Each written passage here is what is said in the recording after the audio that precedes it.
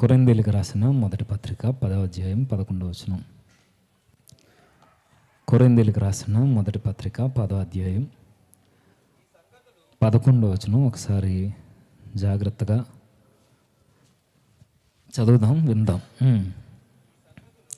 ఈ సంగతులు దృష్టాంతములుగా వారికి సంభవించి యుగాంతమందున్న మనకు బుద్ధి కలుగుటకై వ్రాయబడిను.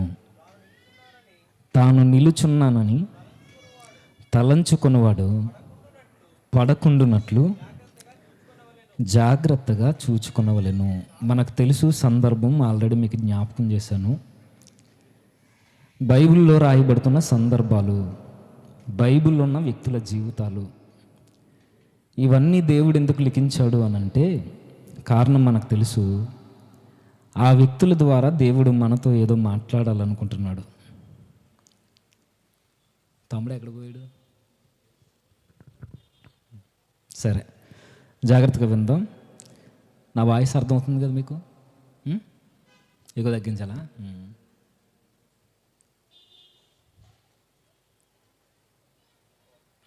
ఇప్పుడు ఓకేనా? ఓకే. మరొకసారి చదువుదాం. ఈ సంగతులు దృష్టాంతములుగా వారికి సంభవించి యుగాంతమందున్న మనకు బుద్ధి కలుగుటకై వ్రాయబడును. తాను నిలుచున్నానని తలంచుకున్నవాడు పడకుండునట్లు జాగ్రత్తగా చూచుకొనవలెను. ఈ మాట ఆల్రెడీ మీకు గత తరగతుల్లో లేదా గతించిన ఆరాధనలో మీకు వివరించాను. ఇక అంత సమయం లేదు కాబట్టి బైబిల్లో రాయబడుతున్న ప్రతి సందర్భం ద్వారా, ప్రతి వ్యక్తి జీవితం ద్వారా యుగాంతమందున్న మనతో దేవుడు ఖచ్చితంగా మాట్లాడతాడైనా. అలాంటి వ్యక్తులలో ఒక వ్యక్తి, నిజానికి మనందరికీ తెలుసు, నేనేదో కొత్త వ్యక్తి కోసం నేను మాట్లాడడానికి చూడట్లేదు, కానీ దేవుడు ఎలాంటి వ్యక్తి కొరకు వెతుకుతాడో అలాంటి వ్యక్తిని ఈరోజు మనం పరిచయం చేసుకోబోతున్నాం. చాలా జాగ్రత్తగా. దేవుడు ఎవరిని వెతుకుతాడు అని అంటే నేను అంటాను, ఆయన గొప్ప గొప్పలను ఏమి వెతకడైనా, ఆయన వెతికిన తర్వాత మాత్రం ఆ వ్యక్తి ఖచ్చితంగా గొప్పవాడవుతాడు. ఆయన ఎవరిని వెతుకుతాడు అని అంటే గొప్పవారిని వెతుకుతాడో లేదో నాకు తెలియదు, కానీ ఆయన మాట విని ఆయన సేవకు సిద్ధ మనసు కలిగిన వారిని మాత్రం ఆయన వెతుకుతాడు. ఆయన అర్థమవుతున్నాయి అనుకుంటా. దేవుడు గొప్ప పేరుగాంచిన ప్రసిద్ధమైన నాయకులను వెతకడు, కానీ ఆయన ఎవరిని వెతుకుతాడు అని అంటే ఆయన ఎడల నమ్మకంగా విశ్వాసాన్ని కొనసాగించే ఒక విశ్వాస పాత్రుని ఆయన వెతుకుతాడు. ఆయన ఈరోజు అలాంటి వ్యక్తిని మనం పరిచయం చేసుకోబోతున్నాం.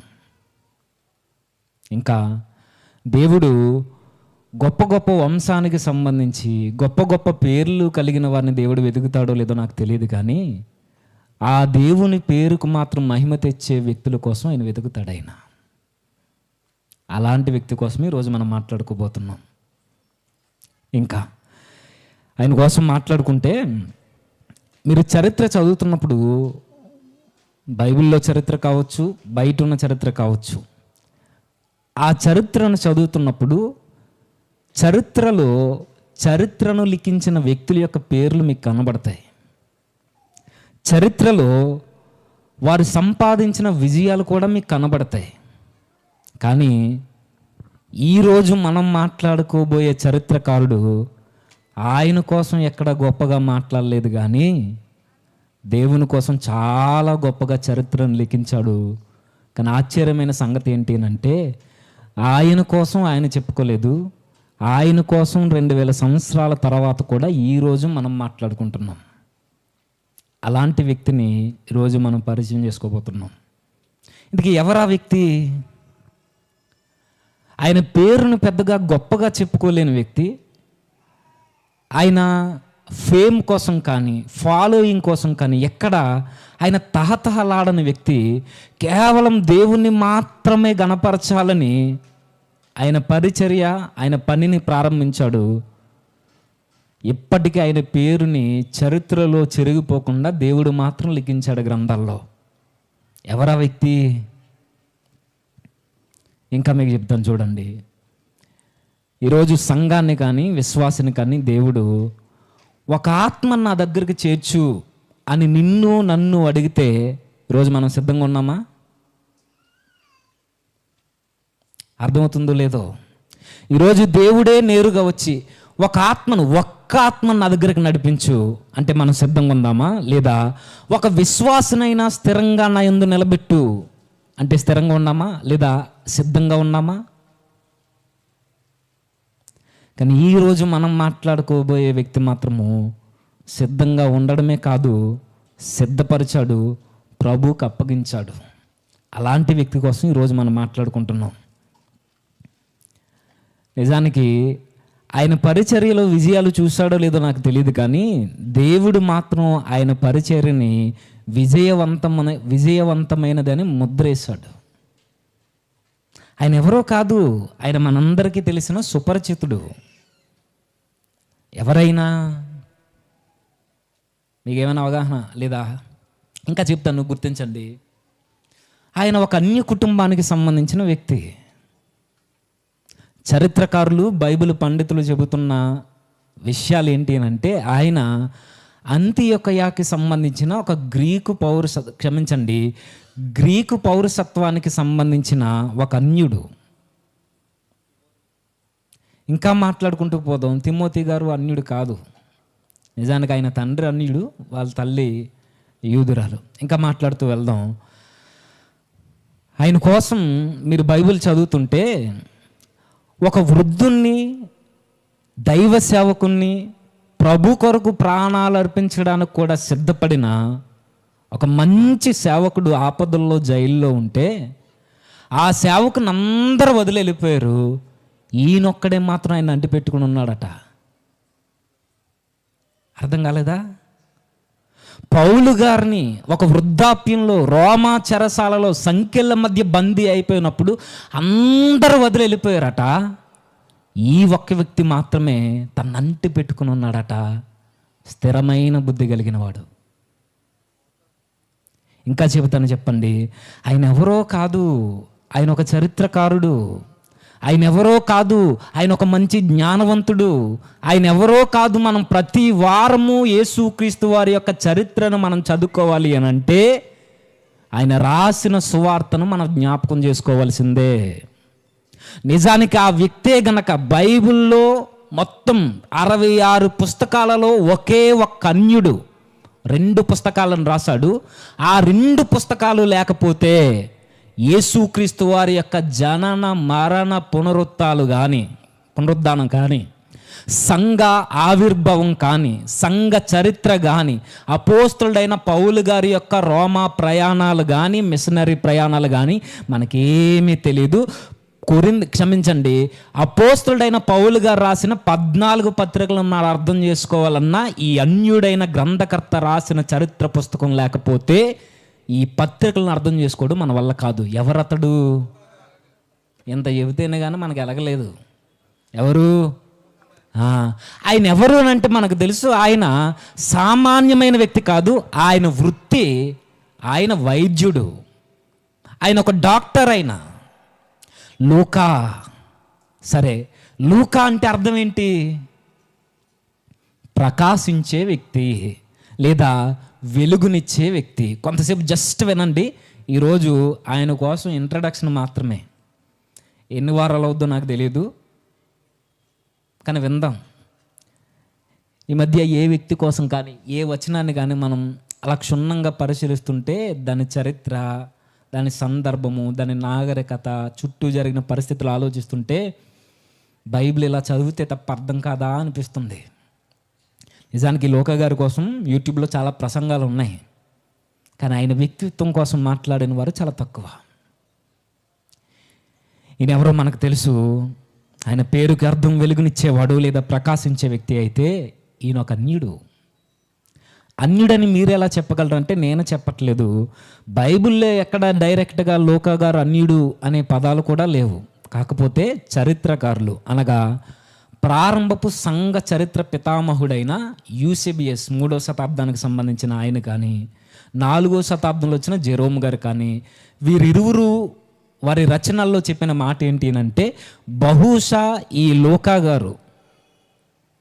గారు ఏ పుస్తకాలు రాశారు చెప్పండి? లూకా సువార్త, అపోస్తల కార్యాలు. ఈ 2 పుస్తకాల చరిత్రకారుడైన లేదా రచయిత అయిన ఈ లోకా గారు అంతియొకయ ప్రాంతానికి సంబంధించి ఈయనొక అన్య కుటుంబంలో నుండి ప్రభువుని తెలుసుకున్న వ్యక్తి అని వారి రచనల్లో వారు లిఖించారు. నిజానికి వారే కాదు, ఆది సంఘ పితరులు పెద్దలు కూడా వారిని అలానే చూశారట. నిజానికి పౌలు గారు కూడా ఆయన కొలస్సీ పత్రిక 4వ అధ్యాయంలో ఆయన కొంతమంది పేర్లు లిఖిస్తూ సున్నతి పొందిన వారందరి జాబితాను ఒక లైన్లో పెడుతూ అన్యులైన వారిని లేదా సున్నతి పొందని యూదులను వేరు చేస్తూ మాట్లాడుతున్నట్టుగా పైన సున్నతి పొందిన వారిని మాట్లాడుతూ కిందకు వచ్చేసరికి లోకా గారిని పరిచయం చేసేసరికి లోకాను ప్రియుడైన వైద్యుడు అనే పదాన్ని ఆయన ఉట్టంకిస్తాడు. ఆ 4వ అధ్యాయం ఒకసారి చూద్దాం. కొలస్సీలకు రాసిన పత్రిక 4వ అధ్యాయం 10వ వచనం అనుకుంటే ఒకసారి చూద్దాం. 10, 11, 14. లూకాను ప్రియుడైన వైద్యుడును. ఆ పై వచనాల్లో మనకు 10వ వచనం నుంచి కనబడేది, నాతో కూడా చెరలో ఉన్న అరిస్తార్కు, బర్నబాకు సమీపజ్ఞాతి అయిన మార్కును మీకు వందనములు చెప్పుచున్నారు. ఈ మార్కును గురించి మీరు ఆజ్ఞలు పొందుతారు. వీరు ఎవరు అని అంటే సున్నతి పొందిన యూదులు. ఎవరు? మార్కు గారు కావచ్చు, అరిస్తార్కు కావచ్చు, బర్నబా కావచ్చు. వారి జాబితాలో నుండి విడదీస్తూ 14వ వచనానికి వచ్చేసరికి ఆయన మాట్లాడుతూ లూకాను ప్రియుడైన వైద్యుడు. వీరి పేర్ల జాబితాను ఎందుకు విడదీసి పౌలు గారు మాట్లాడుతున్నారు అంటే, చరిత్రకారులు పండితుల యొక్క అభిప్రాయం మీకు చెబుతున్నాను. ఈయన అన్యుల్లో నుండి మారిన వ్యక్తి, ఈయన సామాన్యుడు కాదు, ఈయన ప్రియుడు అని సంఘానికి నొక్కి చెప్పడానికి పౌలు గారి పదాన్ని ఉపయోగించారట. ఇప్పుడు మరలా పౌలు గారే ఒక వ్యక్తిని ప్రియుడు అంటున్నాడు అంటే ఈ ప్రియుడు సామాన్యుడు కాదా అంటే సామాన్యుడు కాదు. ఏంటి ఈయన చరిత్ర? ఒకసారి చూద్దాం. లూకా సువార్త 1వ అధ్యాయం 1వ వచనం. ఘనత వహించిన తెయోఫిలా, ఆరంభము నుండి కన్నులారా చూచి వాక్య సేవకులైన వారు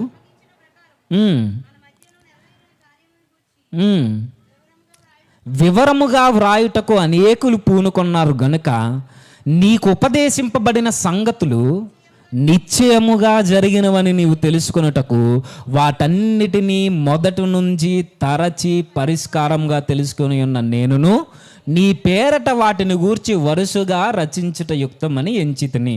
చాలామంది బైబిల్ చదివేటప్పుడు చాలామంది చేసే పొరపాటు ఏంటి అని అంటే, ఆ ఇంట్రడక్షన్ వచనాలు ఏవైతే ఉన్నావో ఆ పరిచయపు వాక్కులు నిజానికి అవి పరిచయాలే అనుకుంటాం, కానీ అవి పరిచయాలు కాదు. వారి సేవ, వారి జీవితము, వారి విశ్వాసము, వారి యొక్క కమిట్మెంట్, వాటంతటిని కలిపి 2-3 వచనాల్లో దేవుడిచ్చే పరిచయం. అది వారి గూర్చి అది ఇన్ఫర్మేషన్ కాదు, వారి కమిట్మెంట్ను గూర్చిన తీర్మానానికి సంబంధించిన లేదా ఉద్దేశాలకు సంబంధించిన సేవా పరిచర్య భారం ఎలా ఉందో తెలియజేసే వచనాలు అవి. ఇంట్రడక్షన్గా చదువుకుని వెళ్ళిపోవడానికి ఈ వచనాలు దేవుడు బైబిల్లో పెట్టలా. ఒక వ్యక్తి యొక్క స్టాండింగ్స్ ఎలా ఉన్నాయో, అతడు ఎలా ప్రియుడయ్యాడో, దేవుడు ఎలాంటి వ్యక్తిని కనుగొన్నాడో తెలియజేసే భావం కలిగిన మాటలవి. ఇలాంటి లూకా గారి కోసం పరిచయం చేస్తుంటే ఇప్పుడు మరలా చరిత్రలోకి వెళ్దాం. ఎవరు ఈ లూకా గారు అని అంటే నేను మరలా జ్ఞాపకం చేస్తున్నాను. బైబిల్లో 2 పుస్తకాలు రాసిన ఒక అన్యుడు. ఈ పదాలు చాలా జాగ్రత్తగా గుర్తుపెట్టుకోండి. మీకు 66 పుస్తకాలలో అక్కడక్కడ అన్యజనుల్లో ఉన్న ప్రవక్తలు మీకు కనబడొచ్చేమో, బిలాము లాంటి వారు. అన్యజనుల్లో నుండి క్రైస్తవులైన సమూహం మీకు కనబడొచ్చేమో. ఆ యూదుల గ్రంథాలలో ధర్మశాస్త్రంలో కూడా రాహాబు లాంటి అన్య కుటుంబాలకు చెందిన వారు ప్రభువుని స్వీకరించినట్టుగా కనబడొచ్చేమో. కానీ బైబిల్ మొత్తంలో 2 పుస్తకాలను రాసిన రచయిత మాత్రం లూకా గారు ఒక్కరే. అంటే దేవుడే ఒక వ్యక్తిని తన గ్రంథాన్ని లిఖించడానికి అన్యుల్లో నుండి ఎన్నుకుంటున్నాడు అని అంటే మీకు అర్థం కావాలి. దేవుడు కుల మతాల్ని చూడడాయన. దేవుడు అసలు లూకా గారిని మాత్రమే ఎన్నుకోవడానికి కారణం ఏంటి? ఆయన డాక్టర్ కాబట్టా, ఆయన విద్యావంతుడు కాబట్టా, ఆయన ఉద్యోగస్తుడు కాబట్టా, లేదా ఆయన ఒక చరిత్రకారుడు కాబట్టా? దేవుడు లూకా గారిని మాత్రమే ఎందుకు ఎన్నుకున్నాడు? ఆయన లూకా గారు అన్యుడు, ఆయన గ్రంథాన్నే లిఖించాడు, పైగా 2 పుస్తకాలు. ఆ 2 పుస్తకాలు దైవ ప్రేరితంతో దైవ లేఖనాలను లిఖించిన ఒక అన్యుడైన గ్రంథకర్త చేత ఆయన లిఖించాడు అని అంటే, దేవుడే ఆత్మ ప్రేరణ ఇచ్చి రాయిస్తున్నాడు అని అంటే, ఈ లూకా గారు డాక్టర్ గారు కాబట్టి, జ్ఞానవంతుడు కాబట్టి, ఆయన చరిత్రకారుడు కాబట్టి దేవుడు ఎన్నుకున్నాడా? ఒకవేళ అదే వాస్తవం అయితే లూకా గారి కాలంలో డాక్టర్స్ లేరా? ఇంకా లూకా గారి కాలంలో లూకా గారి కన్నా జ్ఞానవంతులు, చరిత్రకారులు, హిస్టోరియన్స్ లేరా? ఫిలాసఫర్స్ ఉన్నారు ఆ రోజుల్లోనే. అపోస్తుల కార్యాలు మనం 16వ అధ్యాయం మనం చదువుతున్నప్పుడు ఆ ఎపిక్యూయిలు కావచ్చు, స్తోయికులు కావచ్చు, గ్రీకుల్లో ఉన్న ఫిలాసఫర్స్ కావచ్చు, ఇలాంటి లేదా ఈ స్టోయిసిజంలో వచ్చిన ఇలాంటి జ్ఞానవంతులు ఎందరో ఫిలాసఫర్స్ ఉండగా వీళ్ళందరినీ కాదని దేవుడు ఒక వ్యక్తిని పిలుస్తున్నాడు అంటే డాక్టర్ కాబట్టి కాదు, ఆయన ఉన్నతమైన ఉద్యోగంలో ఉన్నాడని కాదు, ఆయన జ్ఞానవంతుడని కాదు. మరి దేవుడు ఎందుకు పిలిచాడు అంటే ఈ లూకా విధేయత కలిగిన వ్యక్తి అయినా.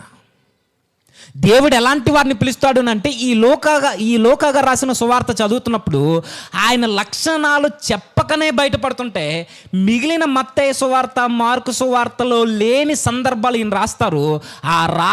ఆ రచనల్లో ఉన్న మాటలు ఏంటో తెలుసా?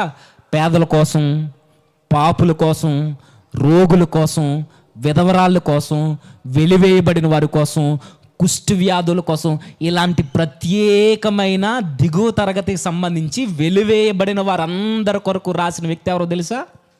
లూకా గారు. అంతేకాదు ఆ రోజు స్త్రీల పట్ల అసమానత జరుగుతున్న ఆ కాలంలో స్త్రీలను తక్కువ చూపు చూస్తుంటే ప్రత్యేకంగా స్త్రీల యొక్క గుర్తింపును గురించి రాసిన వ్యక్తి ఎవరో తెలుసా? మీరు చదవండి, లూకా సువార్తలోనే ఎక్కువ స్త్రీల ప్రస్తావన ఉంటుంది. ఆ అమ్మాయి మార్గంలో కనబడిన స్త్రీలు కానీ, యేసుక్రీస్తు వారు తిరిగి లేచినప్పుడు చూసిన మరియ గారి కోసం కానీ, ఆ మగ్దలేని మరియ గారి కోసం కానీ, పాపంలో పట్టబడిన స్త్రీ కోసం కానీ, ఈ స్త్రీల కోసం ఎందుకు హైలైట్ చేసి లూకా గారు రాశారు అంటే ఈయన కనికరము కలిగిన బుద్ధి కలిగిన వాడు. ఈయన దేవుడు ఎవరిని ఎన్నుకుంటాడు అంటే మన దగ్గర ఏముందో చూసి ఎన్నుకోడు, ఆ ఉన్నదానిని ప్రభు పని కొరకు ఉపయోగించుకుంటాడేమో కానీ ముందు మన దగ్గర క్యారెక్టర్ ఉందా లేదా అనేది చూస్తాడైనా, విధేయత ఉందా లేదా అనేది చూస్తాడైనా. కనికరము, దేవుడు కోరుకున్న ఆ శాంతి, లేదా ఎదుటి వారికి మేలు చేసే గుణము, లేదా స్థిరముగా నిలబడే బుద్ధి, మాట ఇచ్చిన తర్వాత వెనక్కి తిరిగి చూడకుండా పౌలు గారి చెరసాల్లో ఉండిపోయినప్పుడు కూడా ఆ చిట్ట చివరి సంఖ్యల మధ్య ఎవరు తోడున్నారంటే గ్రంథం చెబుతుంది లూకా గారు ఉన్నారంటే లూకా గారి బుద్ధి మనకు తెలుస్తుంది. ఆయన మధ్యలో వదిలేసి వెళ్ళిపోయే వ్యక్తి కాదైన, సేవకుల్ని గౌరవించే వ్యక్తి, పేదవారిని కనుకరించే వ్యక్తి, విధేయత కలిగిన వాడు, లేదా పరిశోధించేవాడు, పరిశోధనను ప్రభు కొరకు ఉపయోగించేవాడు. అందుకే లూకా గారిని ఎన్నుకున్నారు తప్ప అతడేదో గవర్నమెంట్ ఎంప్లాయీ అని, అతనికి ఏదో జ్ఞానం ఉందని, అతను ఏదో చరిత్రను బాగా రాస్తాడని ఎందుకు కాదు. ఆయన నిజంగా చరిత్రకారుడు అంటే ఆయన చరిత్రకారుడే. ఒకరోజు సర్ విలియమ్స్ అనే వ్యక్తి, ఆయన ఎవరు అనంటే పురావస్తుకు సంబంధించిన శాఖలో ఆయన ఒక మంచి ప్రొఫెసర్. ఈయన ఆ శాఖకు సంబంధించి ఈయన చాలా పరిశోధనలు చేస్తాడు. అలాంటి వ్యక్తి సర్ విలియమ్స్ అనే వ్యక్తి, ఆయన ఒకరోజు లూకా గారు రాసిన సువార్తల్ని, లూకా గారు రాసిన అపోస్తుల కార్యాలని తప్పుపడదామని ఈయన పరిశోధన స్టార్ట్ చేశాడు. ఈయన 1853లో పుడతాడు, 19వ శతాబ్దంలో చనిపోతాడు. ఈయన చరిత్రలో మీరు చూడండి. ఆయన ఇలా స్టడీ చేస్తూ చేస్తూ చేస్తూ ఉండగా ఆయన అంతా చేస్తాడు. లూకా గారు రాసిన తప్పు. ఆయన పేరు సర్ విలియమ్స్ రామ్సే. మీరు గూగుల్లో కొట్టి చూడండి, లేదా ఉంది కదా, ఏం అడగండి. ఆయన లూకా సువార్తని, అపోస్తుల కార్యాన్ని, లూకా రచనల్లో ఉన్న తప్పులన్నింటినీ వెతకడానికి ఆయన పరిశోధన ప్రారంభించిన ఆయన చివరికి వచ్చేసరికి ఆయన అంటాడు, లూకా గారు అత్యున్నత స్థాయికి సంబంధించిన ఆయన చరిత్రకారుడు. ఆయన అంటాడు, Luke is a historian of the first rank.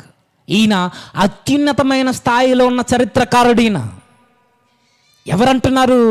తప్పులు వెతకాలని అసలు లూకా రాసిన చరిత్రే అసలు ఇలా బైబిల్లో ఉన్న చరిత్ర బయట భౌగోళికంగా లేదని పురావస్తు శాఖకు సంబంధించిన అధికారి పరిశోధనలు చేస్తూ చెప్పాడు. లూకా గారు రాసిన ఆ చరిత్రలో ఉన్న అపోస్తుల కార్యాలు మీరు చదువుతున్నప్పుడు ఆ కొండలు కావచ్చు, రోమీల పరిపాలనలో ఉన్న పట్టణాలు కావచ్చు, ఆ ఏథెన్సు ప్రాంతం కావచ్చు, లూకా గారు రచించిన ప్రతి ప్రాంతాన్ని, ప్రతి భౌగోళిక ఆధారాన్ని ఆయన పరీక్షించి పరిశోధించి ఆయన చెప్పాడు, Luke is a historian of the first rank. ఆయన అత్యున్నత స్థాయి చరిత్రకారుడు. ఆయన ఒకవేళ ఈ ప్రపంచంలో ఈ ఫస్ట్ ర్యాంకులు ఎవరికైనా ఇవ్వాల్సి ఉంటే లూకా గారు ఆ టాప్ 10లో ఒక మెంబర్గా ఉంటాడని ఎవరు చెప్పారు అంటే వ్యతిరేకించే వ్యక్తి చెప్పాడు. అంటే ఈయన ఆసామాసిగా పరిశోధించే వ్యక్తి కాదా? కాదు. ఆయన ఏది పడితే అది రాయడా? ఏది పడితే అది మాట్లాడ్డా? ఆయన కలంతో ఆయన పేపర్ మీద ఒకటి రాయాలంటే, ఈరోజు పేపర్లు ఉన్నాయి, ఆ రోజు పేపర్లు కాదు, ఆ చర్మపు కాగితాల మీద ఆయన సిరాతో రాయాలి అని అంటే ఆయన దృఢపరుచుకుని ధృవీకరించుకుని ఎవిడెన్స్ ఉంటే తప్ప ఆయన సిరా కదలదు. అలాంటి హిస్టోరియన్ ఆయన. ఇలాంటి చరిత్రకారుడట ఒక పుస్తకాన్ని రాశాడట. ఏంటా పుస్తకం?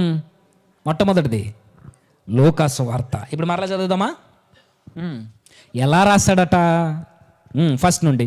ఘనత వహించిన థెయోఫిలా. ఆగుదాం. ఘనత వహించిన థెయోఫిలా. ఈయనెవరు? ఎలా చెప్పగలం? స్నేహితుడే. ఎట్లా? అసలు థెయోఫిలా అంటే అర్థం ఏంటి చెప్పండి, మీకు తెలుసు. ఘనత వహించిన థెయోఫిలా. నిజానికి ఈ పదం ఏదైతే ఉందో, ఘనత వహించిన లేదా ఉన్నత అధికారి లేదా ఇంకా కావాలంటే అత్యున్నతమైన ఘనత వహించిన థెయోఫిలా. గ్రీకు మూలాలు ఇవే.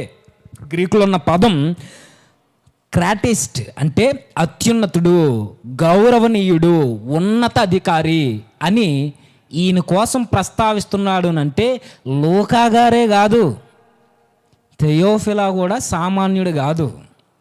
ఈయన ఎవరోనంటే లూకా గారే చెప్తున్నారు, ఈయన ఘనత వహించిన వాడు, ఈయన ఒక ఉన్నత అధికారి. అంటే రోమా పౌరసత్వంలో, రోమా సామ్రాజ్యంలో ఒక ఉన్నత అధికారికి ఈ లూకా గారు రాస్తున్నారట. ఈ థెయోఫిలా అంటే అర్థం ఏంటి? థియోస్ అంటే దేవుడు, ఫిలోస్ అంటే ప్రేమించువాడు లేదా స్నేహితుడు. అంటే థెయోఫిలా అంటే అర్థం ఏంటి అని అంటే దేవుణ్ణి ప్రేమించువాడు లేదా దేవుని స్నేహితుడు. ఇప్పుడు దేవుణ్ణి ప్రేమించే వ్యక్తి ఈ థెయోఫిలా ఎక్కడున్నాడు? రోమా సామ్రాజ్యంలో ఒక ఉన్నత అధికారి. అధికారాన్ని మీరెలా చెప్పగలరు అంటే ఇక్కడ వాడిన మూల పదం ఏదైతే ఉందో క్రాటిస్ట్ అనే పదాన్నే అపోస్తుడైన పౌలు గారు ఆ అపోస్తుల కార్యంలో ఆ 20 అధ్యాయంలో కానీ, 23 అధ్యాయం 26 వచనంలో ఫేలిక్స్ సందర్భంలో కానీ, 24 అధ్యాయం 23 వచనంలో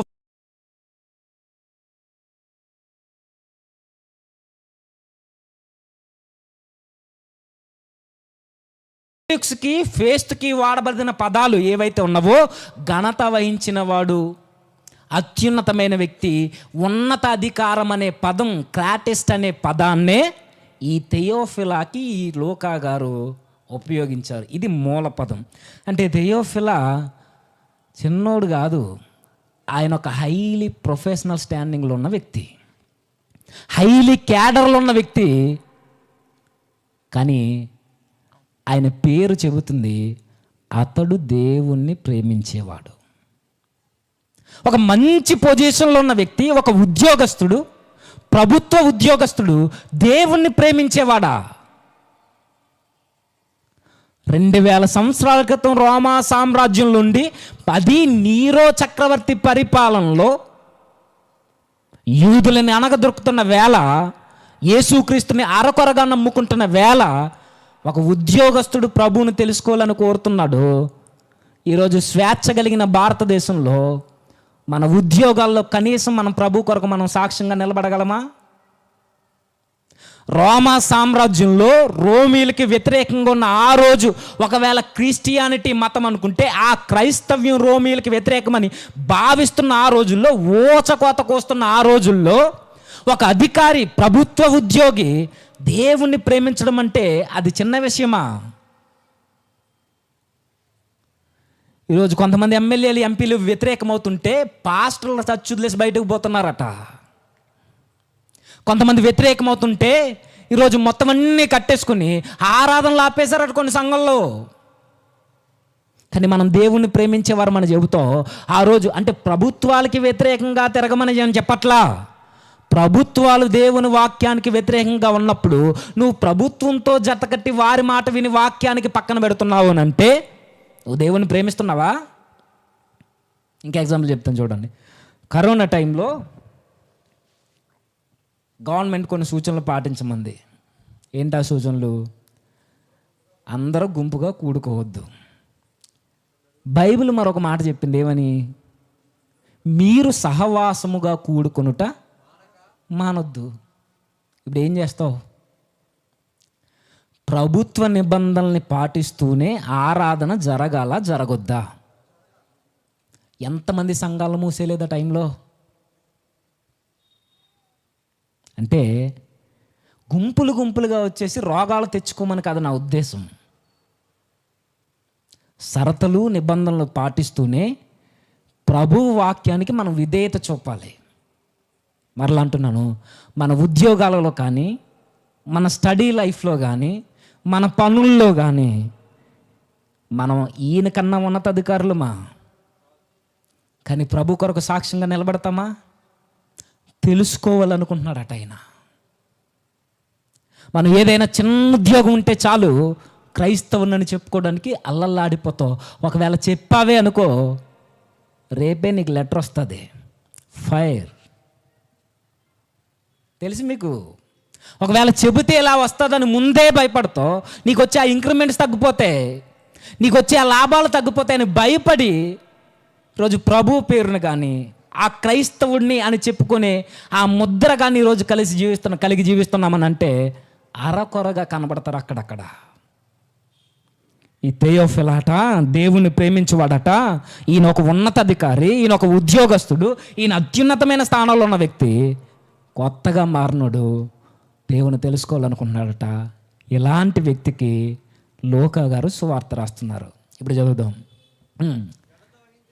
ఘనత వహించిన థెయోఫిలా ఆరంభము నుండి కన్నులారా చూచి వాక్య సేవకులైన వారు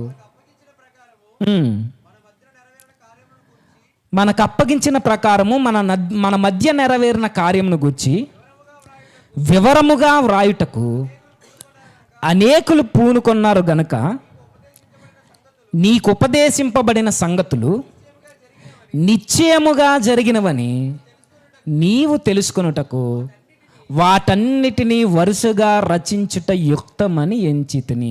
వాటన్నిటినీ వరుసగా రాయాలనుకున్నాడట. ఇప్పుడు మరలా ప్రశ్న, అసలు ఎందుకు ఈ సువార్త రాయాలనుకున్నాడు లోకా గారు? ఖాళీగా ఉన్నాడు కాబట్ట? ఎందుకు రాయాలనుకున్నాడు ఆయన? నేను కూడా చరిత్రకారుని నిరూపించుకోవడానిక? ఆయన అంటున్నాడు కదా, వరుసగా రచించుట యుక్తమని ఎంచి నేను రాశాను అంటున్నాడు. ఎందుకు వరుసగా రాయాలనుకున్నాడు ఆయన? ఎందుకు తరచి, పరీక్షించి, పరిశీలించి, పరిష్కారముగా తెలుసుకుని ఆయన ఎందుకు రాయాలనుకున్నాడు ఆయన? గొప్ప పేరు వస్తుందనా? లేదంటే రోమా సామ్రాజ్యం గుర్తించి ఒక అవార్డు ఇస్తుందనా? చుట్టూ ఫాలోవర్స్ పెరుగుతారనా? లేదా చరిత్రలో నాకంటూ ఒక పేజీ ఉండిపోద్దనా? దేనికోసం లోకా గారు రాయాలనుకున్నారు? ఒకే ఒక కారణం నేను చెప్తాను. ఒక్క ఆత్మ కోసం ఆయన లోక సువార్త రాయాలనుకున్నాడు ఆయన. ఒకే ఒక్క ఆత్మను స్థిరపరచడానికి ఆయన సువార్తను రాయాలనుకున్నాడట. ఆ రాసేది ఎలా పడితే అలా రాయాలనుకోలేదట. అందులో ఉన్న ముఖ్యమైన పదాలు, వాక్య సేవకులైన వారు మనకు అప్పగించిన ప్రకారము మన మధ్యను నెరవేరిన కార్యములను గురించి వివరముగా రాయాలనుకున్నాడట. ఎలా పడితే అలా వంతన పొంతన లేకుండా ఏది పడితే అది కళానికి వచ్చింది, జ్ఞాపకానికి వచ్చింది, ఊహల్లోనికి వచ్చింది, ఇలా నేను పేపర్ మీద నేను పెట్టలేను అని చెప్పకనే వివరంగా రాయాలనుకుంటున్నాడట. ఎంత వివరంగా అంటే చరిత్ర పిన్ టు పిన్ యేసుక్రీస్తు వారి యొక్క జననము, ఆయన మరణము, ఆయన పునరుత్థానము, ఈ మూడింటి నడుమ ఆయన బోధలు, ఆయన అద్భుత కార్యాలు, ఆయన బ్రతుకు ఎలా ఉందో హిస్టారికల్ ఎవిడెన్స్తో రాయాలనుకుంటున్నాడట. నిజానికి ఈ లూకా గారు యేసుక్రీస్తు వారిని కన్నులతో చూడలేదు, యేసుక్రీస్తు వారితో కలిసి నడవలేదు. ఆయన అపోస్తులలో ఒకడు కాదైన, పైగా ఒక అన్యుడు. వివరంగా రాయాలనుకుంటున్నాడట. ఏం వివరంగా రాయాలనుకుంటున్నాడు అంటే యేసుక్రీస్తు వారిని గూర్చి తెలియజేసే ఒక పుస్తకాన్ని, ఒక గ్రంథాన్ని వివరంగా రాయాలనుకుంటున్నాడట. అప్పటికే ఆయన రాయాలనుకున్న టైంకే చాలామంది అక్కడక్కడ కోడి గెలికినట్టుగా కొన్ని వచనాలు రాసేసి వదిలేశారు, కొన్ని మాటలు రాసేసి వదిలేశారట. హిస్టరీ చదవండి. యేసుక్రీస్తు వారు చనిపోయిన తర్వాత చాలామంది యేసుక్రీస్తు వారి యొక్క కార్యాలని రాయాలని, లిఖించాలని పూనుకొన్నారు. చాలామంది రాశారు, కానీ వంతన పొంతన లేదు, ఒకదానికి ఒకటి సంబంధం లేకుండా, ఏది ఎప్పుడు జరిగిందో, ఎలా జరిగిందో ఒక ఆధారం లేకుండా ఎవరికి తోచింది వారు రాశారు. నేను మార్కు, మత్తయి సువార్తల కోసం నేను మాట్లాడట్లా. ఈ రెండూ కాకుండా చాలామంది రాయాలనుకున్నారు ఆయన కార్యాలని. ఎవ్వరు సరిగా రాయకపోయేసరికి ఈయన అన్నిటినీ చదివి తరచి పరిష్కారంగా తెలుసుకుని ఈయన రాయాలనుకున్నాడట. ఎలా రాశాడట? అలా చెట్టు కింద కూర్చుని అలా ఊహల్లోనికి పోయి ఆయన ఊహించుకుంటూ ఆయన తలంపుల్లో పుట్టిన ప్రతి క్యారెక్టర్ని తీసుకొచ్చి ఆ రోజు ఆ పేపర్ మీద పెట్టలేదు. ఆయన ఎలా రాశాడు? చెట్టు కింద కూర్చుని రాయలా, జ్ఞాపకం వచ్చింది రాయలా, లేదా తన ఫ్యామిలీలో జరిగిన ఫ్యామిలీ స్టోరీలు రాయలా, చరిత్రని చెప్పడానికి అనగనగా అంటూ కూడా మొదలు పెట్టలే ఆయన. మీరు చదవండి లూకా సువార్త కానీ అపోస్తల కార్యాలు కానీ, ఆయన రాసిన ప్రతి మాట వెనక భౌగోళిక ఆధారం ఉంటుంది. ఆయన రాసిన ప్రతి మాట వెనుక హిస్టరీ సాక్ష్యం పలుకుద్ది. ఆయన రాసిన ప్రతి మాట, ప్రతి వ్యక్తికి వెనకాలే చరిత్ర మాట్లాడుకుంటూ వస్తుంది. ఆయన రాస్తున్నప్పుడు హేరోదు చరిత్రలో లేడా? నీరో చక్రవర్తికి ముందు ఫేలిక్స్ చరిత్రలో లేడా? ఫేస్తు చరిత్రలో లేడా? వీళ్ళందరూ, ఈ అగస్తస్ కావచ్చు, వీళ్ళందరూ లేరా చరిత్రలు అంటే? ఈయన మాట్లాడుతూ ఉండగానే మరొక పక్క చరిత్ర మాట్లాడింది అని అంటే ఈయన నోటికి ఏదొస్తే అది మాట్లాడే వ్యక్తి కాదు. ఈయన ఊహల్లోంచి రాసే గ్రంథం కాదు ఇది. ఈయన ఎలా పడితే అలా రాసేసే గ్రంథం కాదు ఇది. ఈయన తరచి, పరీక్షించి, పరిశీలించి, దగ్గరగా చూసి, కనుక్కొని, ధృవీకరించుకుని ఎవిడెన్స్తో లిఖించాడైనా. ఎలా తెలిసి ఈయనకి? మరి ఈయన యేసుక్రీస్తు వారిని చూడలేదు, ఆయనతో కలిసి నడవలేదు, ఆ కాలంలో ఆయనకి పరిచయం లేదు.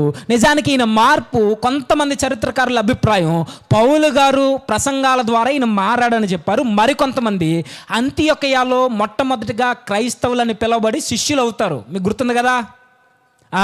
ఈ అంతియొకయాలకి సంబంధించిన వ్యక్తి ఈ పెద్దల యొక్క వాక్యాన్ని విని ఆ తాకిడి వారికి తాకి ఈయన మారాడని చెప్తారు. సరే, ఎలా మారాడో, ఎప్పుడు, ఎవరి ద్వారా మారాడో తెలియదు, కానీ మారాడు.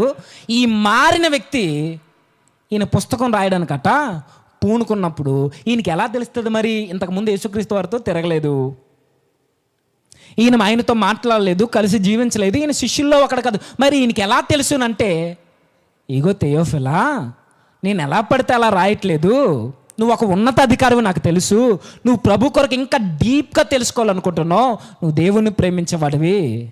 అయితే నేను రాసే గ్రంథం వెనకాల సాక్షులు ఉన్నారు. ఆ సాక్షులు ఎవరు అంటే మొదటి వచనంలో, రెండవ వచనంలో మాట్లాడుతూ, వాక్య సేవకులైన వారు మనకు అప్పగించిన ప్రకారము. ఎవరి వాక్య సేవకులు?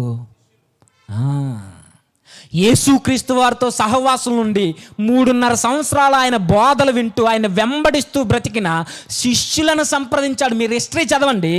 ఈ లూకా గారు పేతురు గారిని కలిశాడు, ఈ లూకా గారు యాకోబు గారిని కలిశాడు, యోహాను గారిని కలిశారు. శిష్యులలో ప్రతి శిష్యుడి ద్వారా యేసుక్రీస్తు వారి యొక్క, ఆయన యొక్క చరిత్రను తెలుసుకుంటూ, ఆయన యొక్క కార్య సాధనలో జరిగిన ప్రతి కార్యాన్ని ఆయన అన్ని తెలుసుకుని ఇది వాస్తవమా కాదా అని ధృవీకరించుకుని అప్పుడు రాయడం స్టార్ట్ చేశాడు ఆయన. ఇలా తెలుసుకుని ఈ పాయింట్ తెలిసింది ఇలా రాసేలేదు. పేతురుని అడిగాడు, యాకోబుని అడిగాడు, యోహాన్ని అడిగాడు, శిష్యుల్ని అడిగాడు. నలుగురు నుండి ఒకే సమాధానం వస్తుందా? నలుగురు వేరువేరుగా చెప్తున్నారా? వీటన్నిటిని మరల కాలమానంతో, వీటన్నిటిని మరల చరిత్రతో, వీటన్నిటిని మరల రాజుల యొక్క చరిత్ర పుస్తకాలతో వీటన్నిటిని బేరీ చేసుకుని ఈయన కష్టపడి సమయాన్ని హెచ్చించి, ఉద్యోగాన్ని పక్కన పెట్టి, వృత్తిని దూరం చేసుకుని, సంపాదనను పక్కన పెట్టి, తనకున్న అత్యున్నతమైన స్థాయిని దిగొచ్చి ప్రభు కొరకు లిఖించాడట. ఎలా అంటే గాలికి తిరిగే వ్యక్తుల మాటలు విని కాదు, యేసుక్రీస్తు వారితో తిరిగిన సేవకుల మాటలు విని. అంతేకాదు ఈయన మరియ గారిని కూడా కలిశాడట. మీరు ఎలా చెప్పగలరంటే లూకా సువార్త చదువుతున్నప్పుడు మరియ గారికి యేసుక్రీస్తు వారు ఎలా పుట్టారో మిగిలిన సువార్తలు మీకు కనబడదా ఈ సందర్భం? పరిశుద్ధాత్మ వచ్చి తనతో మాట్లాడుతున్నట్టు లూకా గారు రాసినంత వివరంగా. లేదా ఆ 12 ఏళ్ల దేవాలయంలో తప్పిపోయినప్పుడు కనబడుద్దా? ఈ విషయాలన్నీ ఈయనకి ఎలా తెలుసు అని అంటే ఈయన ఇన్వెస్టిగేషన్ చేశాడు. ఈయన ఒక్కొక్కరిని ఇంటర్వ్యూ చేశాడు. ఆయన ఈరోజు జరుగుతున్నాయి పనికి మాలిన ఇంటర్వ్యూలన్నీ. ఈయన అలాంటిది కాదు ఇది. ఈయన ప్రపంచానికి పనికొచ్చే ఇన్వెస్టిగేషన్ చేశాడు. ప్రపంచ మానవాల్ని మార్చే ఇంటర్వ్యూలు చేశాడు. ఆ ఇంటర్వ్యూల యొక్క సారం చరిత్రను ముడిపెడుతూ ఈయన రాశాడట. ఎంత బాగా రాశాడనంటే, వాక్య సేవకులైన వారు మనకు అప్పగించిన ప్రకారము మన మధ్యను నెరవేరిన కార్యముల గురించి వివరంగా రాయడానికి చాలామంది పూనుకున్నారు. నేను రాయాలనుకుంటున్నాను. అందరినీ సంప్రదించాడట. ఎలా రాస్తున్నాడు అంటే, ఇంకా కిందకి చదువుదాం. గనుక నీకు ఉపదేశింపబడిన సంగతులు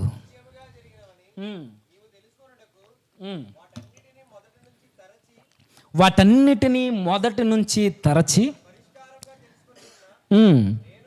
నేనును నీ పేరట వాటిని గూర్చి వరుసగా రచించుట. ఒకసారి మరల పైనుంచి ఘనత వాక్య సేవకులైన వారు మనకు అప్పగించిన ప్రకారము మన మధ్యను నెరవేరిన కార్యముల గురించి వివరముగా వ్రాయటకు అనేకులు పూనుకున్నారు. గనుక నీకు ఉపదేశింపబడిన సంగతులు నిశ్చయముగా జరిగినవని నీవు తెలుసుకున్నట్టుకు వాటన్నిటిని మొదటి నుండి తరచి పరిష్కారముగా అంటే మూలంలో వాడబడిన పదాలు ఏంటంటే దగ్గరగా ఉండి, పరిశోధించి, పరిశీలించి, ప్రతి చిన్న విషయాన్ని చరిత్రతో. ఇప్పుడు కోర్టుల్లో వాదోపవాదాలు జరుగుతున్నప్పుడు అన్నిటినీ ముడిపెట్టి మాట్లాడుతుంటారు. సమయానికి, సందర్భానికి, అక్కడ జరిగిన సిచ్యువేషన్లు అన్నిటినీ ముడిపెట్టి మాట్లాడుతుంటారు. దానికి దీనికి లింక్ చేసి బేరీ చేస్తుంటారు. ఇది మీకు అర్థమైతే లూకా గారు కూడా మూలంలో వాడబడిన పదాల యొక్క అర్థం ఆయన దగ్గరగా చూస్తూ, ఆయన ప్రతిదీ పరిశీలించి, పరిశోధిస్తూ, ఇది నిజమా కాదా, ఎలా పడితే అలా రాయలేదు, ఎలా పడితే అలా నమ్మేలేదు ఆయన. మీరు గుర్తుంచుకోండి, ఈయన ఒక హిస్టోరియన్, చరిత్రకారులు కథల్లా రాయరు. మీరు ఏ చరిత్రకారుడి యొక్క చరిత్ర అయినా చదవండి, వారు రాసిన చరిత్ర, వారికి ఊహలకు వచ్చింది రాయరు. ఒక చరిత్రను లిఖించాలి అని అంటే ఆయనకి ఏం జరిగిందో ఎవిడెన్స్ ఉండాలి. ఆ ఎవిడెన్స్ని చూస్తూ సేకరిస్తూ రాస్తాడు. ఈయన కూడానట తరచి, పరిష్కారముగా లేదా పరిశోధించి, కష్టపడి అన్ని విధాలా తెలుసుకుని ఈయన గ్రంథాన్ని రాశాడట. ఇప్పుడు మరలా ఎవరికి రాశాడు? థెయోఫిలాకి మాత్రమేనా? థెయోఫిలా అనే పదానికి అర్థం దేవుణ్ణి ప్రేమించేవాడైతే, దేవుణ్ణి ప్రేమిస్తున్నామని చెప్పుకుంటున్న ప్రతి ఒక్కరికి గ్రంథం లూకా గారు రాసిచ్చాడు పర్సనల్గా.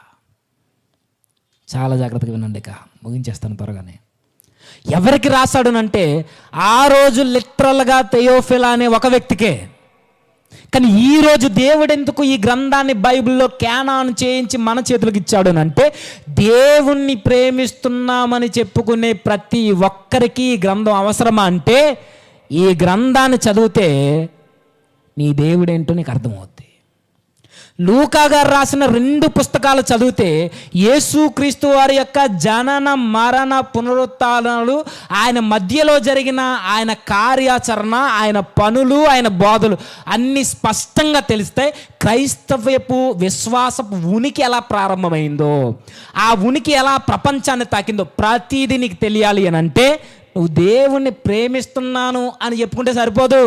ఏం చేయాలి? చదవాలి. ఒక గ్రంథాన్ని లిఖించడానికే ఆయన కష్టపడి పరిశోధించి పరీక్షించి తరచి గుచ్చి చూసి రాశాడట. కనీసం 1 గంట మనం రాయబడిన గ్రంథాన్ని చదవం. మనం చెబుతాం ఐ లవ్ యూ జీసస్. సిగ్గుండాలి బైబిల్ చదవకుండా నువ్వు జీసస్ని లవ్ చేస్తున్నాను అని అంటే. దేవుని వాక్యాన్ని చదవకుండా నీ దేవుడేంటో నీకు ఎట్లా అర్థమవుద్ది? మనుషులు చెబితే తెలుస్తుందా? ఎవరో వచ్చి మాటలు వినిస్తే సరిపోద్దా? నీ దేవునితో నీకు అనుభవాలు ఉండాలి అని అంటే, ఆయన కొరకు నీకు స్పష్టంగా తెలియాలంటే మరలా చెబుతున్నాను, నువ్వు గ్రంథాన్ని చదవకుండా నా ప్రభు ఏంటో నాకు తెలుసు అని అంటే నువ్వు ఒక మూర్ఖుడివి, నువ్వు ఒక అమాయకుడివి. దేవుణ్ణి నిజంగా ప్రేమిస్తే, నేను చెప్తున్నానండి, నిజంగా దేవుని ప్రేమిస్తే వాక్యాన్ని చదవకుండా ఉండలేడు ఆ వ్యక్తి. నిజంగా దేవుని ప్రేమిస్తే వాక్యంతో సహవాసం లేకుండా రోజు గడవదు ఆ వ్యక్తికి. కానీ మనం దర్జాగా 24 గంటలు మన కొరకు ఉపయోగించుకుని కనీసం 24 గంటల్లో 1 గంట బైబిల్ దగ్గర గడపలేకపోతూ దేవుణ్ణి ప్రేమిస్తున్నామని చెప్పుకుంటే నువ్వు నమ్మక ద్రోహివి. నువ్వు ఆయనతో టైం స్పెండ్ చేయలేనప్పుడు ప్రేమిస్తున్నానని నువ్వెట్లా చెప్పగలవు? అర్థమవుతుందో లేదో? బయట సామాజిక పరమైన ఈ లవ్ అఫేర్స్లోనే 1 గంట రోజులో 10 నిమిషాలు తనతో స్పెండ్ చేయకపోతే నీకు నా మీద లవ్ లేదు అని మెసేజ్ వస్తుందా రాదా? 1 గంట మాట్లాడకపోయినా 1 గంట తర్వాత రిప్లై ఇచ్చినా నేను నీకు అవసరం లేదు, నువ్వు నన్ను వదిలేసావు కదా, నువ్వు నన్ను లవ్ చేయట్లేదు, నిజంగా నీకు నేను అవసరం లేదు కదా, ఇలాంటి మెసేజ్లన్నీ మీకు రిప్లైలు వస్తాయా రావా? అంటే ప్రేమించిన వ్యక్తితో ఆ ప్రేమికుడు ఏం చేస్తాడు? టైం స్పెండ్ చేస్తాడు. ఈరోజు బైబిల్ దగ్గర 1 గంట, అంత వద్దులేండి 1 అరగంట టైం స్పెండ్ చేస్తున్నావా? దేవుణ్ణి ప్రేమిస్తున్నానని చెప్పుకుంటే సరిపోదు. నీ దేవుని గురించి నువ్వు స్పష్టంగా తెలుసుకోవాలి అని అంటే ఈ గ్రంథాన్ని చదువు. నీ దేవుణ్ణి ప్రేమిస్తున్నానని మాటల్లో చెప్పడం కాదు, ఆయన ఏం మాట్లాడుతున్నాడో వింటే ఆయన మనసు ఏంటో నీకు అర్థమవుద్ది. అలాంటి వ్యక్తికి రాస్తున్నాడట. ఒకవేళ ఇప్పటికీ నేను బైబిల్ చదవకుండా ఉన్నాను అంటే ఎక్కడ చెప్పుకోకు నువ్వు ప్రభువుని లవ్ చేస్తున్నానని. మాటలు చెప్పేది కాదు ప్రేమ, టైం స్పెండ్ చేసేది. ఆ వ్యక్తితో గడపాలి, ఆ వ్యక్తి యొక్క మాటలు వినాలి, నువ్వు తనతో మాట్లాడాలి, వాక్యం చదవాలి, ప్రార్థన చేయాలి. దేవుని మాట వినడం, నువ్వు ఆయనతో మాట్లాడడం. కానీ మనం 1 అరగంట దేవుని దగ్గర స్పెండ్ చేయలేకపోతున్నాం. లవ్ యూ జీసస్ అంటో, మై హీరో జీసస్ అని స్టేటస్ పెడతావు, ఎక్కడెక్కడ పుస్తకాల మీద రాస్తావు, గోళ్ళ మీద రాస్తావు, నీ వాల్ పేపర్ ప్రభువు పెట్టుకుంటావు, మెల్లో సిలువేసుకుని తిరుగుతావు, కానీ నీ హృదయంలో వాక్యం లేదే. నువ్వెట్లా ప్రేమించినోడు అవుతావు? ప్రొఫైల్ పిక్ పెట్టినంత మాత్రాన అవ్వు, వాట్సాప్లో స్టేటస్ షేర్ చేసినంత మాత్రాన లవ్ అవ్వదు. నువ్వు ఫేస్బుక్లో ఒక రీల్ పెట్టేసి ఈరోజు ప్రభుకి ఏదో ఉద్ధరించేసాను అనుకుంటే అది ప్రేమ అనరది. నువ్వు వాక్యాన్ని చదవాలి. వాక్యాన్ని చదివేవారు ఎంతమంది? చదవం. ఎక్కడ లేని ఒళ్ళు బద్ధకం ఎక్కడ వస్తుంది చెప్పండి? మనకి నిద్ర రాకపోతే చదువుతాం వాక్యం. ఎందుకు? నిద్ర వచ్చేయాలని. అవునా కదా? ఈ వాస్తవాలు ఇవి. మీకు ఇబ్బందికరంగా ఉండొచ్చేమో. ఈరోజు నిద్ర రాకపోతే బైబిల్ చదువుతాం. ఎందుకు? అది చదవగానే నిద్ర వచ్చేద్దాం కొంతమందికి. అంటే నీకు ఆసక్తి లేదు. నిద్ర రావడానికి బైబిల్ చదవడం ఏంటండి? అది చదువుతుంటే తెల్లారిపోవాలి. ఎప్పుడైనా అయిందా మీ జీవితంలో? ఎప్పుడైనా వాక్యం చదువుతూ ఉండగా అలా తెల్లారిపోయిన జీవితాలు ఉన్నాయా? ఆ గడియలు ఉన్నాయా? ధైర్యంగా చెప్పగలరా? వాక్యం వింటే నిద్ర వస్తుంది, వాక్యం చదివితే నిద్ర వస్తుంది, సంఘంలో ఉంటే నిద్ర వస్తుంది. నువ్వు రెస్ట్ తీసుకోవడానికి కాదు చదవాల్సింది. దయ్యాలకు భయపడి చదువుతావు, లేదు నేను చదివేస్తున్నాను వదిలేస్తున్నాను క్యాలెండర్ మీద ఒక వచనాన్ని చదువుతావు. ఇదా చదవడం అంటే? ఏదో పెట్టానన్న పేరుకు ఒక మెసేజ్ పెడితే ఊరుకుంటుందా? అదే మీ లవరు ఊరుకుంటుందా? టైం స్పెండ్ చేయమని అడుగుద్ది. మాట్లాడమని అడుగుద్ది, చాట్ చేయమని అడుగుద్ది, కాల్ చేయమని అడుగుద్ది, వీడియో కాల్ అంటది, పర్సనల్గా కలవమంటది. ఒక పనికిరాని ఈ వ్యామోహంతో కూడుకున్న ప్రేమలోని ఇన్ని కనబడుతుంటే దేవుణ్ణి ప్రేమిస్తున్నానని చెప్పుకుంటున్నాం మనము దేవుడితో ఎక్కడ టైం స్పెండ్ చేస్తున్నాం? ఈరోజు నువ్వు స్టార్ట్ చేయి. నువ్వు ఆయనతో ప్రేమిస్తున్నానని చెబితే నువ్వు ధైర్యంగా దేవుని దగ్గరికి వెళ్ళు, ఆయనతో మాట్లాడు, ఆయన నీతో మాట్లాడుతుంటాడు. నువ్వు తెలుసుకో, తెయోఫిలా టైం స్పెండ్ చేస్తాడంటే తెలుసుకునే వ్యక్తి కాబట్టే గ్రంథాలు అధ్యాయాలు పేరాలు ఆ రోజు జంతు చర్మాల మీద రాసిచ్చాడు అంటే ఈయనకి ఎంత ఇంట్రెస్ట్ ఉందో చదివి తెలుసుకోవాలని కూడా తెయోఫిలాకి అంతే ఆసక్తి ఉంది. బైబిల్ చదవకపోతే గుర్తుంచుకోండి, బైబిల్ చదవకపోతే నీ ప్రభు ఏంటో నీకు ఎప్పటికీ అర్థం కాదు. ఇక్కడ నిలబడి ఎప్పుడు చెప్పే మాటే, ఇక్కడ నిలబడి నేను చెప్పినా, అన్న చెప్పిన, మరొకరు ఎవరికి చెప్పినా, ఎంత ఇంటర్నేషనల్ స్పీకర్ వచ్చి ఇక్కడ నిలబడి మాట్లాడినా నీ దేవుని కొరకు, మన ప్రభు కొరకు ఇన్ఫర్మేషన్, సమాచారం ఇస్తారంతే. అంతే, ఆ ఇన్ఫర్మేషన్ ఇస్తారు. నేనైనా ఎవరైనా ఆయన ఏంటో పర్సనల్గా నీకు తెలియాలి అంటే ఆయనతో టైం స్పెండ్ చేయి. నేనేంటో నీకు స్పష్టంగా తెలియాలి అని అంటే నా కోసం పక్కోడు చెప్తే ఇన్ఫర్మేషన్ ఇస్తాడు. నేను ఎక్కడ ఉంటాను, ఏం తింటాను, ఏం చేస్తాను, ఎవరితో ఉంటాను, ఇవన్నీ ఇన్ఫర్మేషన్ నా స్నేహితుడు, నా సహోదరుడు ఇవ్వచ్చు. అదే నేనేంటో మీకు తెలియాలంటే మీరు నాతో కలిసి తిరగాలి, నాతో మాట్లాడాలి, నాతో సహవాసం ఉంటే నేనేంటో స్పష్టంగా మీకు అర్థం అవుద్ది. నేనేంటో నేను మీకు చెప్పాలి. దేవుడేంటో మీకు అర్థం కావాలి అని అంటే ఆయనతో టైం స్పెండ్ చేయి, మాట్లాడు. ఎప్పుడు చెప్పే మాటే, సీరియల్ చూసినంత టైం కాదు ఒక అరగంట. జియో హాట్స్టార్ మళ్ళీ సబ్స్క్రిప్షన్ తీసుకుని మరీ చూసేస్తున్నావు. అడ్వర్టైజ్మెంట్ వస్తే మధ్యలో ఇసుక్కుంటున్నావు. వదలకుండా మధ్యాహ్నం ఉదయం మొదలుకొని మధ్యాహ్నం, సాయంత్రం, రాత్రి, మిడ్ నైట్ వదలకుండా సీరియల్ చూస్తున్నావు. ఒక్క అరగంట బైబిల్ దగ్గర కూర్చోలేకపోతున్నావు. దేవుని ప్రేమిస్తున్నానని చెప్పుకోద్దు. ఎప్పుడు గంటలు నీ స్నేహితులతో ఫోన్ మాట్లాడుతుంటావు, బయట షికారులకు పోతుంటావు, గేమ్స్కి పోతుంటావు. మాట్లాడుకో, చూడు, ఏదైనా చెయ్యి. కానీ ఒక అరగంట దేవుని దగ్గర గడపలేకపోతున్నావే, అది నీ పర్సనల్ ఇష్యూ. నేను మాట్లాడిన దానికోసం నువ్వు ఎక్కడికి పోతావో పో, నువ్వెవరితో మాట్లాడుతావో మాట్లాడుకో, నువ్వేం చేస్తావో చెయ్యి. కానీ దేవుని పక్షాన్ని ఒకటి చెప్పగలను, ఒక అరగంట దేవుని దగ్గర నువ్వు గడవకపోతే ఐఎమ్ ట్రూ క్రిస్టియన్ అని చెప్పుకోవడం మానే. ఇబ్బందికరంగా ఉన్నా పర్వాలేదు, దేవునితో గడపాలి మనం. ఆయనతో గడపడానికే మనల్ని రూపొందించాడు ఆయన. ఆయనతో టైం స్పెండ్ చేయడానికి, ఆయన సహవాసంలో ఉండడానికే ఆయన స్వరూపాన్ని మనకి ఇచ్చాడు ఆయన. అది కన్నా చదవండి, మీకు అర్థం అవుద్ది. కానీ ఆయనతో మాట్లాడేవారు లేరు, ఆయనతో టైం స్పెండ్ చేసేవారు లేరు. కూటమిగా కూడుకోమంటే కూడుకుంటాం, సభల్లోకి రమ్మంటే వస్తాం, ఆన్లైన్ ప్రేయర్లో కూర్చోమంటే కూర్చుంటాం. కానీ పర్సనల్ లైఫ్లో నీకు ప్రేయర్ ఏది, నీకు బైబిల్ చదివే ఆ టైం ఏది దేవుని దగ్గర? కార్యక్రమాలకు వచ్చినంత ఈజీ కాదు ప్రభుతో ఒంటరిగా మాట్లాడడం అంటే. ఆ మోకాళ్ళను బలపరచు, మనోనేత్రాలు వెలిగించి బైబిల్ చదువు. ఇంకా ఆత్మీయంగా అభివృద్ధి ఎలా చెందుతారు అని అంటే ఇది చదువుతున్నప్పుడే నీలో నిలబడాలని ఆ తృష్ణ, దేవునితో మాట్లాడుతున్నప్పుడు నీలో అది ఇంకా పొడవబడుతుంది నీ హృదయం. నిజమే, ఇది మార్చుకోవాలి. ఇది ఎప్పుడైతే చదవడం మానేస్తావో మెల్లిమెల్లిగా లోకం నిన్ను మరలా పిలుస్తుంది, పోతావు. చదువు, ఈ గ్రంథం నువ్వు చదివితే నీ దేవుడు ఏంటో నీకు తెలుసుకుంటావు, నీ ప్రభు ప్రేమ ఏంటో నీకు అర్థమవుద్ది, నీ జీవితం యొక్క గమ్యం ఏంటో నీకు అర్థమవుద్ది.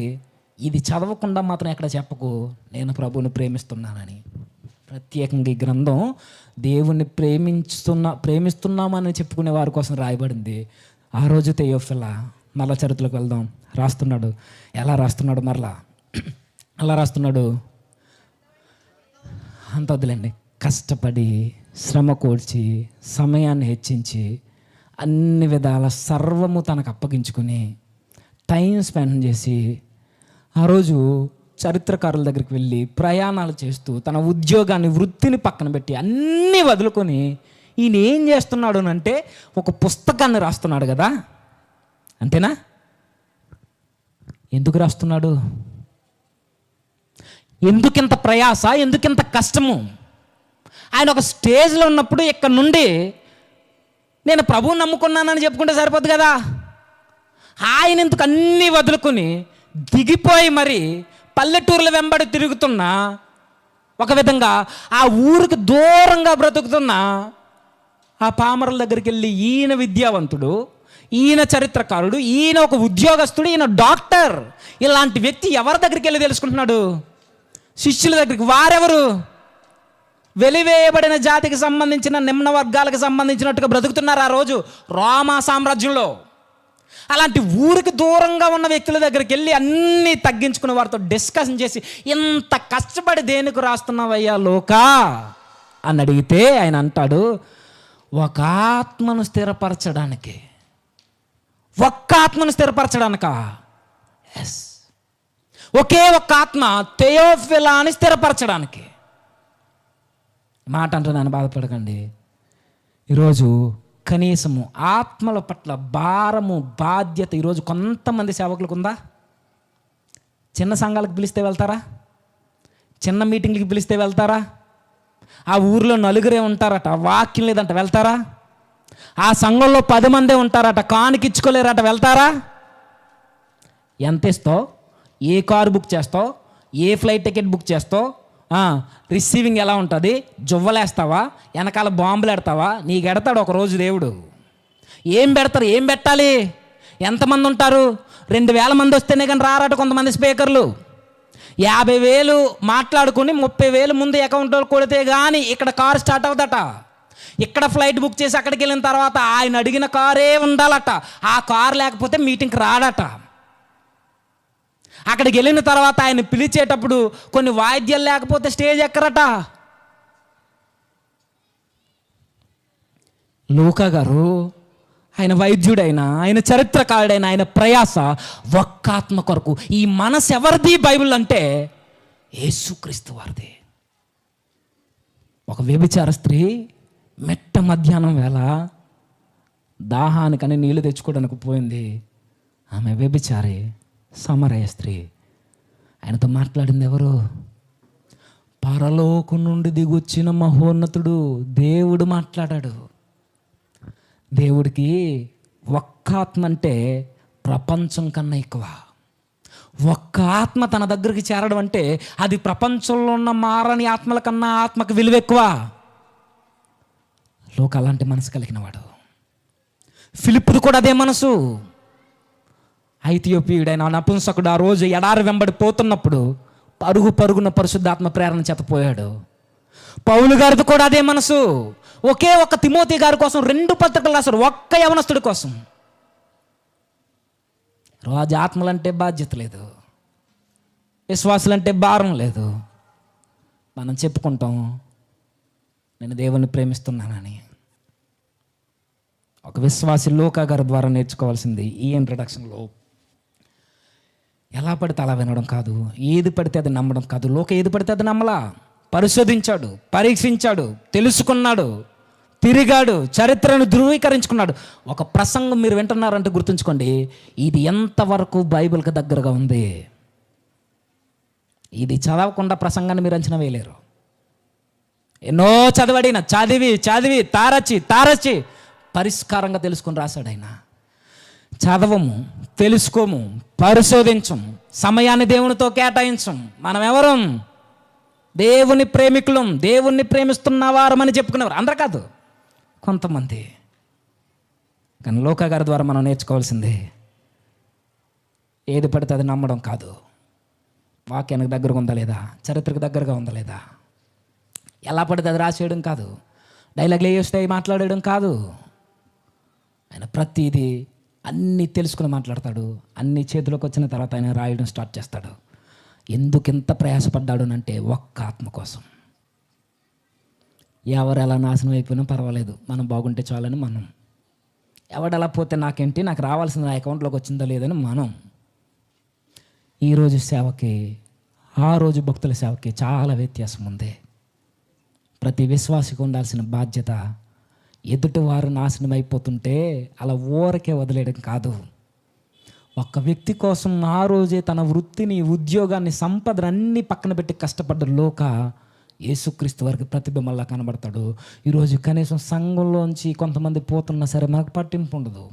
ఒక వ్యక్తి లోకంలో కలిసిపోతున్నా మనకు అసలు ఏమి పట్టనట్టుగా మనం తిరుగుతుంటాం. జాగ్రత్త. ఇవన్నీ ఎందుకు దేవుడు రాసిచ్చాడు అంటే యుగాంతం ముందున్న మనకి దుష్టాంతములుగా బుద్ధి కలిగించుటకు రాయించాడు. ఈయన ద్వారా ఇంట్రడక్షన్ మాత్రమే, ఇంకా చాలా ఉంది దీనికోసం నేర్చుకోవాల్సింది. భవిష్యత్తు తరగతిలో చూద్దాం. మనం నేర్చుకోవాల్సింది ఒకటే, బైబిల్ చదవాలి.